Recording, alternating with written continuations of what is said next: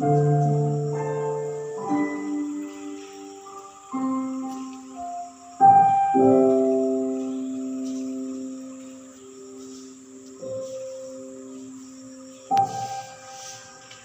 tak pernah janji langit selalu negara atau sistem hukum untuk menjatuhkan hukuman mati kepada pelaku tindak kejahatan serius.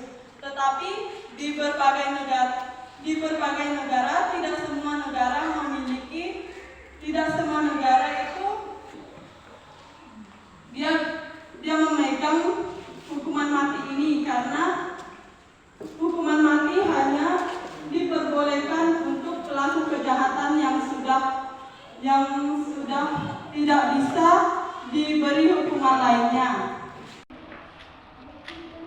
Vonis hukuman mati itu sendiri tertera pada pasal 100 Undang-Undang Nomor 1 Tahun 2023, yaitu vonis mati bersyarat.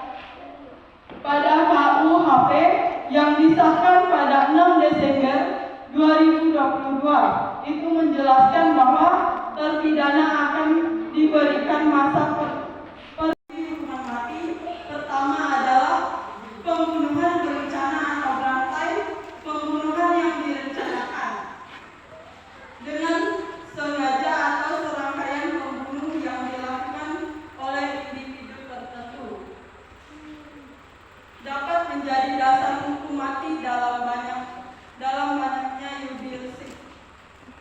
Yang kedua itu ada terorisme.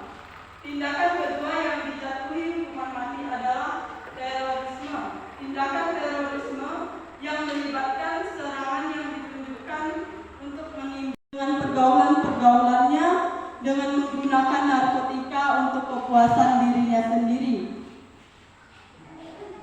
Nah, di sini ketika pelaku kejahatan narkotika, yaitu misalnya perdagangan, pengedar atau segala macamnya, tentu saja itu boleh diberi hukuman mati, karena di mana ketika dia mengedarkan narkotika, perdagangan dan lain sebagainya, maka akan merusak masyarakat, di mana masyarakat akan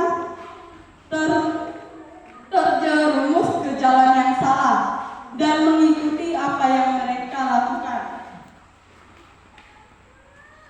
Katekismus Gereja Katolik nomor 2267, sejauh cara-cara tidak berdarah mencukupi untuk membela kehidupan manusia terhadap penyerang dan untuk melindungi peraturan resmi dan keamanan manusia, maka yang berwenang harus membatasi dirinya dengan cara-cara ini, karena cara-cara itu lebih menjawab syarat-syarat konkret bagi kesejahteraan umum dan lebih sesuai dengan martabat manusia. Jadi kita sebagai umat dalam gereja, kita harus melihat apa yang terjadi dan kita tidak boleh sembarangan memberikan hukuman kepada orang.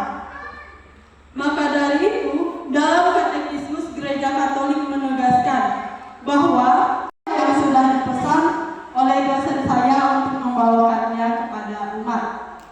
Karena di sini bukan hanya untuk mengajari, tapi kita ingin berbagi pengalaman dan ilmu yang sudah kita dapat.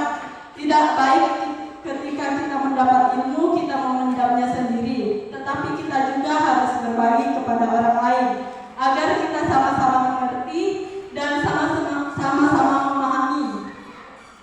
Baik, mungkin sekian dari saya. Terima kasih. Untuk penutupnya mungkin ada satu lagu untuk kita dan apa yang sudah dialami mengenai dengan materi yang saya bawakan ini. Mungkin Bapak Ketua Umar, Bruder, Ibu-ibu, dipandang dari posisi kehidupan yang Republik Indonesia mati menolak itu karena kemanusiaan. Ya, kemanusiaan, cinta kasih satu. Sisi kedua, sisi hukum negara.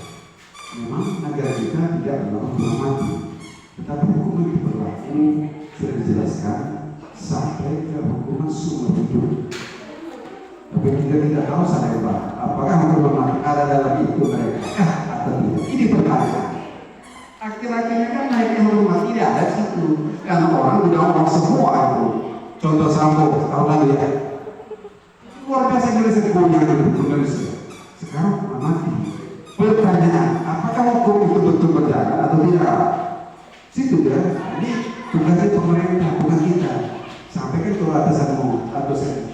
Ini ya, tolak itu pasti tolak. Karena kita hukum cinta kasih, tidak diajar untuk membunuh. Karena Tuhan menciptakan langit dan bumi seluruh isinya.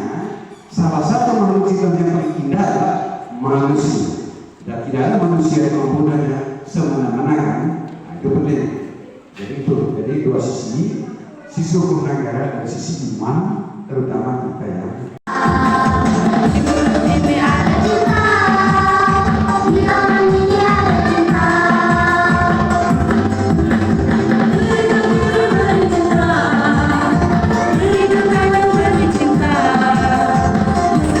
Berkatmu dari tadi malam hingga pada siang hari ini, Engkau selalu memberkati, Engkau selalu membimbing dan menyertai kami dimanapun kami berada. Ya Tuhan, terima kasih Engkau telah mengumpulkan kami di tempat ini untuk melaksanakan ibadat sabda bersama. Terima kasih ya Tuhan atas penyertaan-Mu dari